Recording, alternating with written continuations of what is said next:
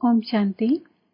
26/4/21 की वाणी है। मीठे बच्चे, देवता बनना है तो अमृत पियो और पिलाओ। अमृत पीने वाले ही श्रेष्ठाचारी बनते हैं।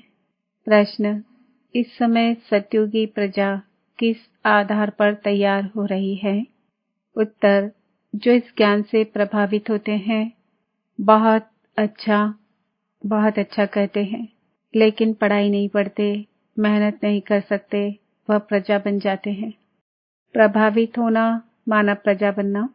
सूर्यवंशी राजा रानी बनने के लिए तो मेहनत चाहिए, पढ़ाई पर पूरा अटेंशन हो, याद करते और कराते रहें तो ऊंच पद मिल सकता है।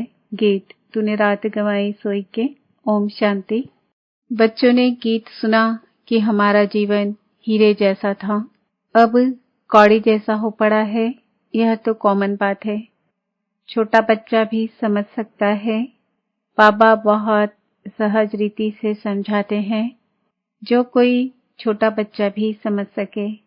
सत्यनारायण की कथा सुनाते हैं तो छोटे छोटे बच्चे भी बैठ जाते हैं, परंतु वह सत्संगों आदि में जो सुनाते हैं वह सब है कथाएं।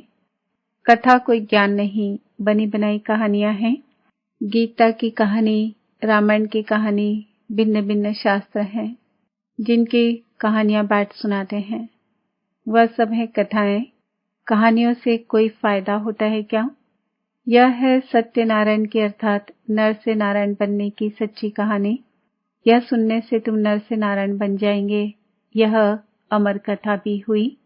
तुम निमंत्रण देते हो कि आओ अमर कथा तुमको सुनाएं, तो तुम अमरलोक में चले जाएंगे, तो भी कोई नहीं समझते हैं।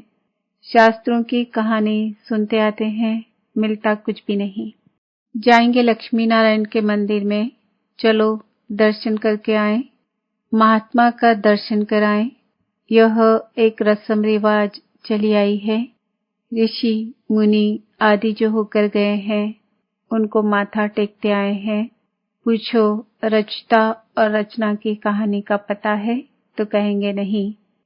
अभी तुम बच्चे समझते हो कि रचता और रचना की कहानी तो बहुत सहज है।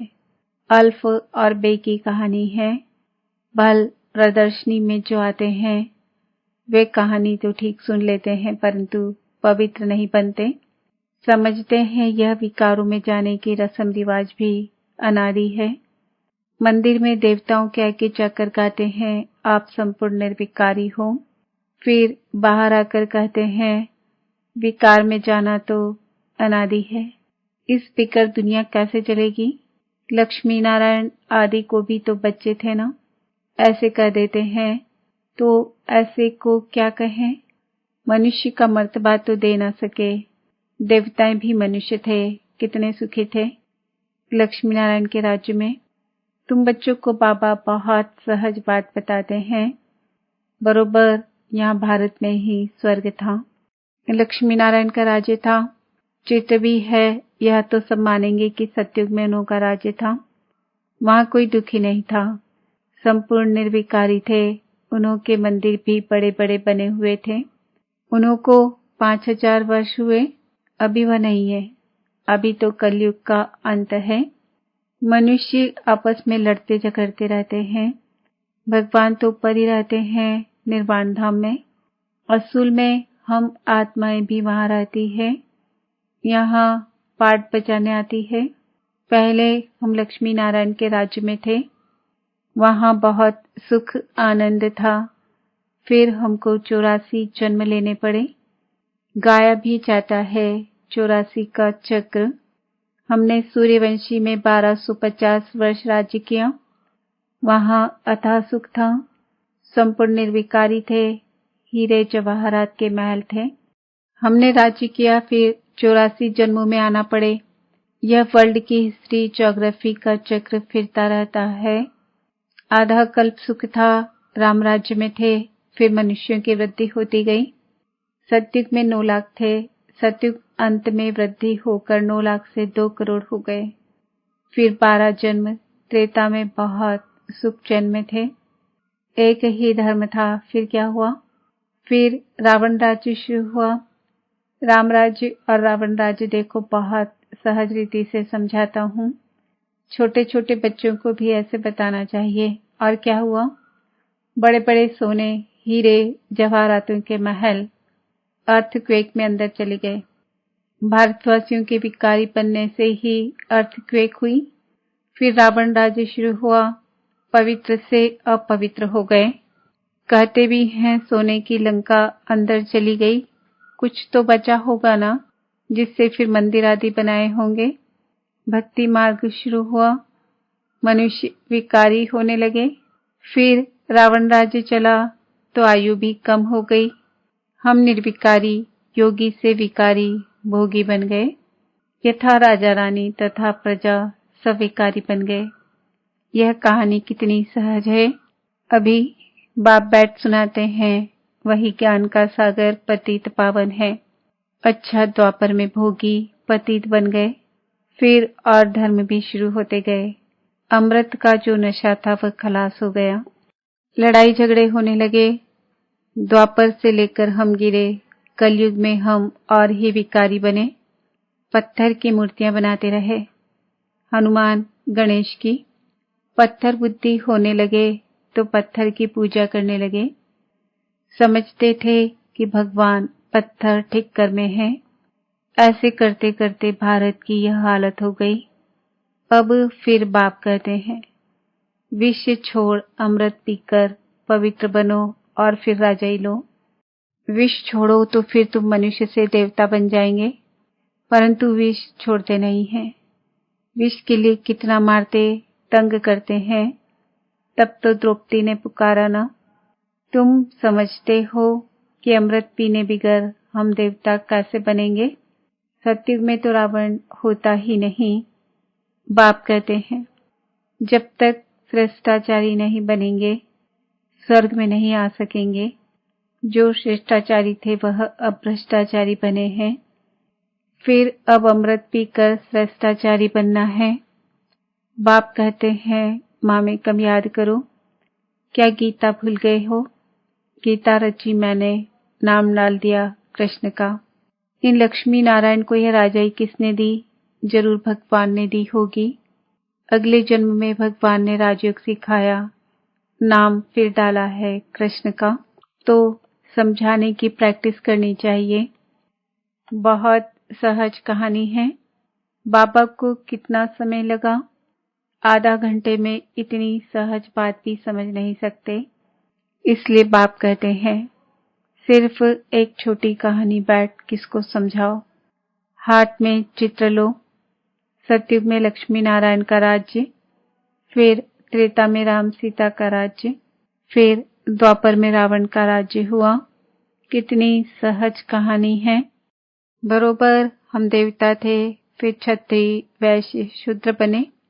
अभी अपने को देवता न समझने के कारण हिंदू कह देते हैं। धर्म श्रेष्ठ, कर्म श्रेष्ठ से धर्म भ्रष्ट, कर्म भ्रष्ट बन पड़े हैं। तो बाप कितना सहज समझाते हैं, परंतु पारस बुद्धि बनने का ख्याल ही नहीं आता। देखो, जो नहीं पढ़ते हैं वह भी आजकल MP, MLA आदि बन गए हैं। पढ़ाई से तो क्या क्या बन जाते हैं। यह पढ़ाई तो बहुत सहज है। औरों को भी जाकर सिखाना चाहिए, परंतु श्रीमत पर नहीं चलते तो पढ़ते भी नहीं हैं। बहुत अच्छी अच्छी कुमारियां हैं, परंतु अपना ही नशा चढ़ा हुआ है। थोड़ा काम किया तो समझती है हमने बहुत काम किया है। अभी तो बहुत काम करना है। आजकल फैशन में ही कुमारियां रहती है। वहां तो नेचुरल श्रृंगार रहता है, यहाँ तो कितना आर्टिफिशियल श्रृंगार करते हैं।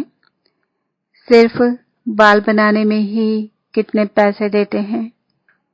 यह है माया का फॉर्म। फॉल ऑफ माया रावण राज्य, फिर राइज ऑफ राम राज्य। अब राम राज्य स्थापन होता है, परंतु तुम मेहनत तो करो ना। तुम क्या बनेंगे? अगर पढ़ेंगे नहीं तो वहां जाकर पाई पैसे की प्रजा बनेंगे। आजकल के बड़े बड़े आदमी वहां की सब प्रजा में आ जाएंगे। साहूकार लोग सिर्फ अच्छा अच्छा कह अपने धंधे में लग जाते हैं, बहुत अच्छा प्रभावित होते हैं, फिर क्या? आखिर क्या होगा? वहां जाकर प्रजा बनेंगे। प्रभावित माना प्रजा, जो मेहनत करते हैं वह राम राज्य में आ जाएंगे। समझानी तो बहुत सहज है। इस कहानी के नशे में कोई रहे तो बेड़ा पार हो जाए। हम शांति धाम में जाएंगे, फिर सुख धाम में आएंगे, बस याद करते कराते रहना है, तब ही ऊंच पद पाएंगे। अटेंशन पढ़ाई पर देना है। चित्र हाथ में हो। जैसे बाबा जब लक्ष्मी नारायण की पूजा करते थे तो चित्र जेब में पड़ा रहता था। चित्र छोटे भी हैं, लॉकेट में भी हैं, उन पर समझाना है। यह है बाबा, उन द्वारा वर्षा मिल रहा है। अब पवित्र बनो, बाप को याद करो। कितनी नॉलेज है इन बैज में, इनमें सारा ज्ञान है। इन पर समझाना बहुत सहज है। सेकंड में बाप से स्वर्ग के जीवन मुक्ति का वर्षा। कोई भी समझाए तो जीवन मुक्ति पद का अधिकारी बन जाए। बाकी पढ़ाई अनुसार ऊंच पद पाएंगे। स्वर्ग में तो आएंगे ना, पिछाड़ी में आएंगे तो सही ना, वृद्धि तो होनी है। देवी देवता धर्म ऊंच है, वह भी तो बनेंगे ना। प्रजा तो लाखों बनेंगी। सूर्यवंशी बनने में मेहनत है। सर्विस करने वाले ही अच्छा पद पाएंगे। उनका नाम भी बाला है, कुमार का है, जनक है। अच्छा सेंटर संभाल रही है, कोई खिटपिट नहीं है।